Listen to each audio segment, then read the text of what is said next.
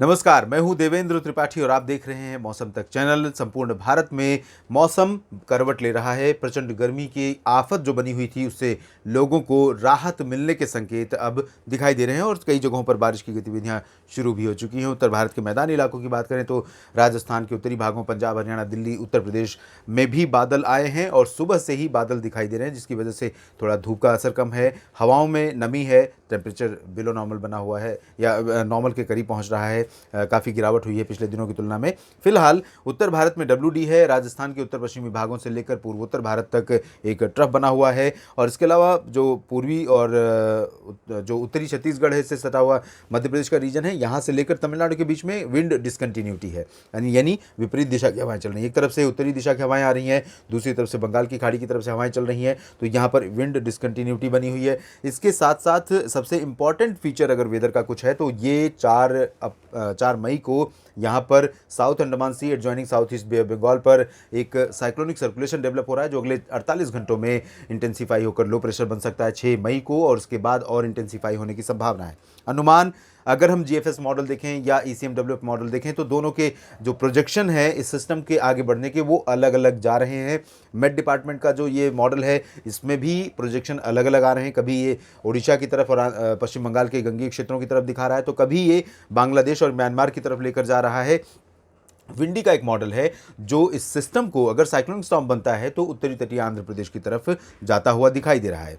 अब अनुमान यह है कि अगले 48 घंटों में 4-5 मई के आसपास ये एकदम स्पष्ट हो जाएगा, 6 मई के आसपास, कि इसका ट्रैक क्या हो सकता है, इंटेंसिटी क्या हो सकती है और किस राज्य पर, अगर भारत की तरफ आता है तो भारत के किस राज्य पर सीधा इम्पैक्ट डाल सकता है। और इम्पॉर्टेंट ये भी होगा कि अगर ये ओडिशा पर लैंडफॉल करता है, लैंडफॉल करने के बाद, जैसा कि पिछले कई साइक्लोनिक स्टॉर्म को हमने देखा है कि ओडिशा पर लैंडफॉल करने के बाद रिकर्व करता है और इधर नेपाल, भूटान की तरफ चला जाता है, तो पूर्वी भारत और पूर्वोत्तर भारत ही प्रभावित होते हैं और मध्य भारत में ओडिशा, छत्तीसगढ़ प्रभावित होते हैं। बाकी जगहों पर इसका असर नहीं पड़ता, जिसमें मध्य प्रदेश, राजस्थान, गुजरात, महाराष्ट्र और उत्तर प्रदेश समेत उत्तर पश्चिम भारत के मैदानी इलाके हैं।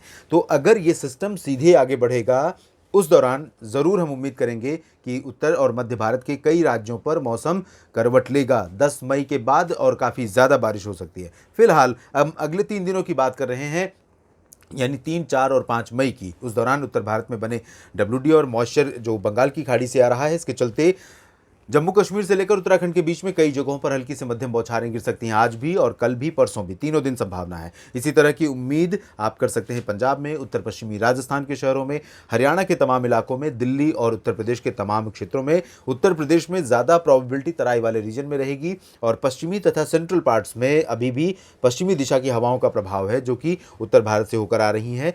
हालांकि यहाँ पर जो हवाएं पहुँच रही हैं अरबियन सी से, वो थोड़ा मॉइस्चर फीड कर रही हैं, जिस वजह से इन हवाओं में भी थोड़ा सा नरमी है। इन हवाओं का जो प्रभाव था, गर्म थी, उनमें थोड़ी नरमी है। टेम्परेचर गिरेंगे लेकिन फिर भी अपेक्षाकृत ड्राइनेस रहेगा। और बुंदेलखंड रीजन में और वेस्टर्न उत्तर प्रदेश में, पूर्वी उत्तर प्रदेश में बंगाल की खाड़ी की पूरी हवाएं चल रही हैं, तो यहाँ प्रयागराज, वाराणसी, गोरखपुर, लखनऊ, अयोध्या, बाराबंकी और कानपुर आसपास के जो तमाम इलाके हैं, इन सभी भागों में कई जगहों पर वर्षा हो सकती है। बिहार, झारखंड में व्यापक बारिश के आसार हैं। गंगीय पश्चिम बंगाल में भी व्यापक बारिश होगी और कह सकते हैं काल वैसाखी जैसा मौसम आपको यहाँ पर दिखाई दे सकता है। पूर्वोत्तर में व्यापक वर्षा हो सकती है और धीरे धीरे अगले 24 घंटों के बाद बारिश यहाँ पर और बढ़ सकती है। बिहार, झारखंड में अनुमान यह है कि कुछ जगहों पर तेज बारिश होगी। इधर उत्तरी तटीय आंध्र प्रदेश, दक्षिणी ओडिशा, दक्षिणी छत्तीसगढ़, तेलंगाना, पूर्वी मध्य प्रदेश और पूर्वी महाराष्ट्र, जिसमें विदर्भ, मराठवाड़ा के रीजन शामिल है। कोस्टल महाराष्ट्र है, कोंकण गोवा का, रत्नागिरी से लेकर अलीबाग से लेकर सिंधुदुर्ग का, और interior parts of Rayalaseema, Tamil Nadu और दक्षिण आंतरिक कर्नाटक तथा केरल में कई जगहों पर वर्षा होने के आसार हैं। इसके बाद आप देखिए 4 मई का प्रोजेक्शन। 4 मई को भी उत्तर भारत के तमाम इलाकों में बारिश के आसार दिखाई दे रहे हैं। इंटेंसिटी संभवतः आज की तुलना में कल और ज़्यादा हो सकती है, including plains and hills.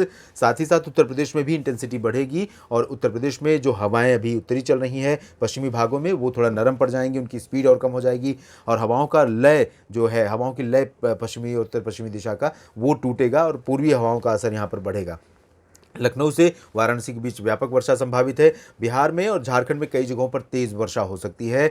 Jamshedpur, Ranchi और जमुई साथ ही साथ देवघर, डाल्टनगंज, दुमका समेत तमाम जगहों पर वर्षा के आसार हैं। कोलकाता, दीघा समेत तमाम जगहों पर दक्षिणी पश्चिम बंगाल के क्षेत्रों में भी बारिश की संभावना है। पूर्वोत्तर भारत में भी बारिश होगी और छत्तीसगढ़, उड़ीसा से लेकर आंध्र प्रदेश, तेलंगाना, महाराष्ट्र के पूर्वी इलाके और दक्षिण भारत के तमाम क्षेत्रों में बारिश की गतिविधियां बढ़ रही हैं। और आप देखिए यहाँ पर अगर हम बात करें 5 मई की, तो 5 मई को ये सिस्टम काफ़ी इंटेंस होता हुआ नज़र आ रहा है। अनुमान है कि 6 मई से पहले ही जो प्रोजेक्शन दिखाया जा रहा है उससे पहले ही ये यहाँ पर लो प्रेशर बन जाए और अंडमान और निकोबार द्वीप समूह पर तबाही इसके प्रभाव से शुरू हो जाए।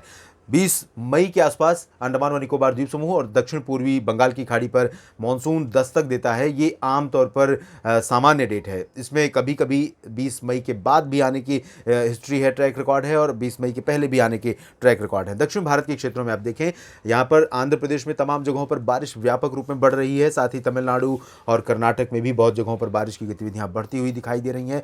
पूर्वी भारत और मध्य भारत के पूर्वी इलाकों में कई जगहों पर वर्षा होगी। पूर्वोत्तर में भी बारिश होगी। उत्तर प्रदेश में लगातार बारिश का सिलसिला रहेगा। पहाड़ी क्षेत्रों में भी जारी रहेगा, लेकिन मैदानी इलाकों में पंजाब, हरियाणा, दिल्ली और उत्तर प्रदेश के पश्चिमी भागों में, सेंट्रल पार्ट्स में ये बारिश का जो प्रभाव है वो कम हो जाएगा। उत्तरी राजस्थान में भी बारिश की गतिविधियां कम हो जाएंगी। तो साइक्लोन किस ट्रैक पर जाएगा, भारत के किस राज्य को और किस हद तक प्रभावित कर सकता है, इस पर मैं नज़र लगातार रखा हुआ हूं और ऑब्जर्व कर रहा हूं। जैसे ही स्थितियां स्पष्ट होती हैं मैं आपको ज़रूर क्लियर करूंगा कि किस दिशा में इसके जाने की संभावना बन रही है। फिलहाल इस बुलेटिन में अभी इतना ही। धन्यवाद।